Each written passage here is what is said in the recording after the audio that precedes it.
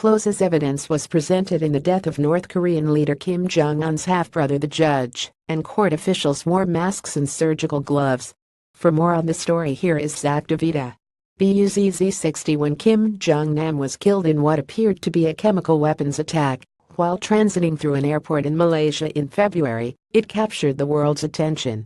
Eyes immediately looked toward his reclusive homeland and his younger half-brother, North Korean leader Kim Jong Un, who has been consolidating his power by ousting, even killing, possible rivals.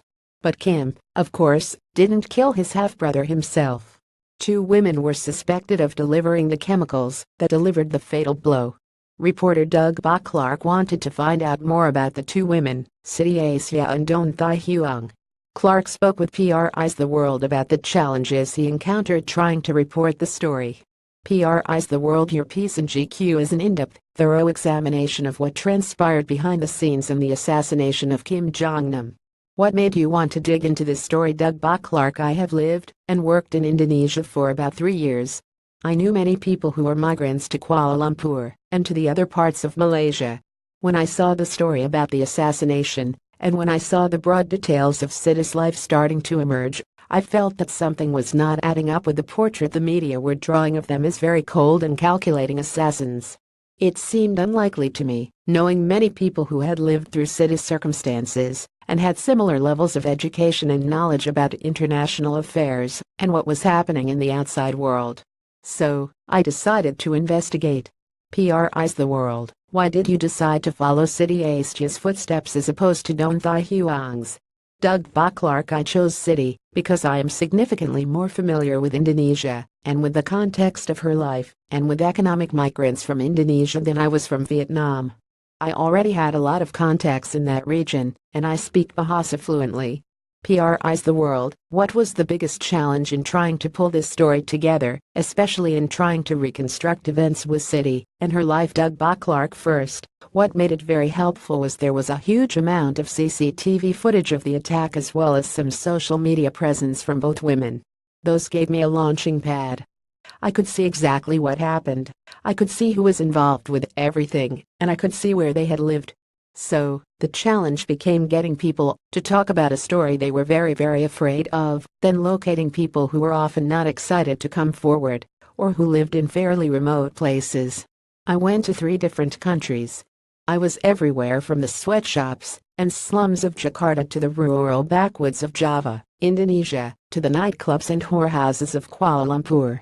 The difficulty was just getting people to be honest and to talk about something they were very nervous about. PRI's The World. What stands out most about what you learned about City Asia? Do you think she and Dona are guilty? Why or why not?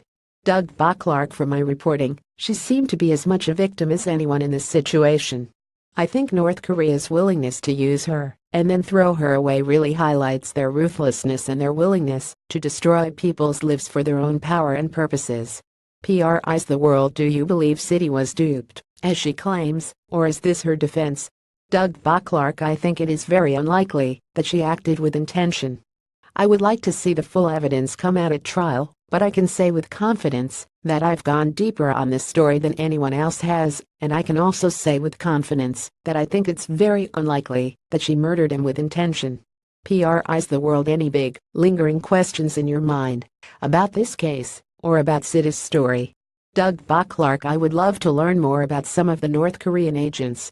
My article does not delve deeply into them, though I was able to uncover some of their history and some of their past interactions with these women. And as the trial moves forward, we're going to see a fascinating portrait of a very sophisticated and highly coordinated assassination plot. PRI's The World. Did you ever feel like it was dangerous for you, trying to learn more about City and Don and their involvement in Kim Jong Un's assassination? Sometimes, but I've also really appreciated the help of the sources who felt it was dangerous to talk to me. And I think they were taking real risks and being extremely brave to help put out a very important story about what actually happened in this assassination. More from Global Post. This article originally appeared on Global Post and PRI.org. Its content was created separately to USA Today. Read or share this story to psusit.ly2ilksf.